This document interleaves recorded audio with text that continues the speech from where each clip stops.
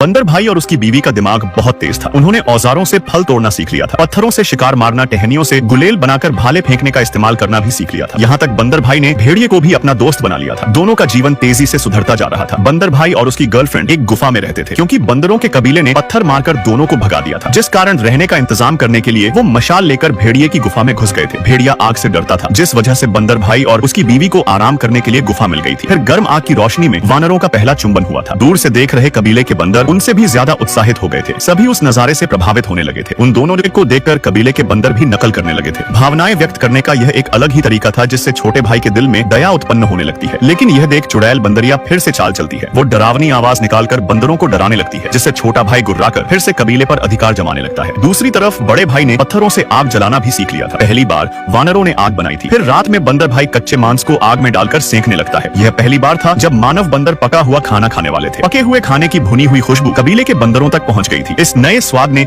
उन सबको फिर से उत्तेजित कर दिया था। लेकिन तभी एक भयानक गर्जना फिर से सुनाई देती है, जिससे बंदर फिर से डर जाते हैं। चुड़ैल बंदरिया ने दोबारा चाल चल दी थी, लेकिन इस बार एक जिज्ञासु छोटे बंदर ने पेड़ की गुफा में जाकर चुड़ैल बंदरिया को डरावनी आवाज निकालते देख लिया था। यह राज सबको पता न चल जाए। चुड़ैल बंदरिया उसको मारना चाहती थी, पर तभी उसकी माँ समय पर आकर बचा लेती है। उसके बाद सबको चुड़ैल बंदरिया और सरदार की चाल का पता चल जाता है। अगर ऐसे ही चलता रहा तो सब भूखे मारे जाएंगे। इसलिए वो हिम्मत करके जमीन पर उतर जाते हैं और बड़े बंदर भाई के शरण में आ जाते हैं, जहाँ भुना हुआ मांस और फलों का भंडार था। बंदर भाई ने उन सबको अपना लिया था, पर छोटा भाई और उसकी पत्नी अकेले ही पेड़ पर रहकर पेड़ के रखवाली कर रहे थे। जल्द ही बड़े बंदर भाई की बीवी बच्चे को जन्म देने वाली थी। उसके समूह ने गांव बनाना भी शुरू कर दिया था, जो मानव जैसा बनने की ओर बढ़ रहा था। सब कुछ बहुत अच्छे से चल रहा था, लेकिन इन अच्छी चीजों को देख चुड़ैल बंदरिया का माथा घूम जाता है। वो टिड्डियों को गांव पर हमला करने के लिए बुलाती है, क्योंकि वो उन सबको दुखी देखना चाहती थी। उसके नापाक इरादों से पूरा गांव तबाह हो जाता है, जिससे सारे बंदर क्रोधित हो उठे थे कि यह काम चुड़ैल बंदरिया का ही है। वो मशाल लेकर चुड़ैल और पेड़ की रखवाली करने वाले बंदर से बदला लेने निकल पड़े थे, पर बंदर भाई युद्ध नहीं चाहता था। वो उनको रोकने की कोशिश करता है, पर कुछ बंदर पत्थर और कुल्हाड़ी से पेड़ को काटने लगे थे। तभी छोटा भाई उनसे लड़ने कूद पड़ता है, लेकिन इस लड़ाई में मशाल की आग पेड़ को जला देती है और छोटे भाई को भी दबोच लिया जाता है। आग 1000 साल पुराने पेड़ को पूरी तरह से जलाने वाली थी, और उस पेड़ पर छोटे भाई की पत्नी फंसी हुई थी। यह देख बड़ा भाई तुरंत भेड़िए की मदद से खुद को ऊपर खींचता है और रानी को बचाने में सफल हो जाता है। लेकिन तभी बड़ा भाई पेड़ की शाखा के नीचे दब गया था। सारे बंदर इधर उधर भाग रहे थे, और जब छोटा भाई ने यह देखा तो उसने तुरंत बड़े भाई को बचा लिया था। आग में चुड़ैल बंदरिया को उचित सजा मिल चुकी थी। अपने पुराने घर को राख होता देख छोटा भाई भी अपना मन बदल लेता है। बड़े भाई की मदद से उसने भी 2 पैरों पर खड़ा होना सीख लिया था, जिसके बाद दोनों खुशी से गले लग जाते हैं। दोनों भाई अब एक हो चुके थे, जिसके बाद अब पूरा कबीला नए घर की तलाश में निकल पड़ता है। वो लावा को पार करके चट्टानों पर चढ़ जाते हैं और एक संकरी घाटी से होकर गुजरते हैं। घाटी को पार करते ही चमकती धूप में उन्हें एक स्वर्ग मिल जाता है। इस नई जमीन पर वो मानव विकास को तेज करके अपने कदम छोड़कर चले जाएंगे।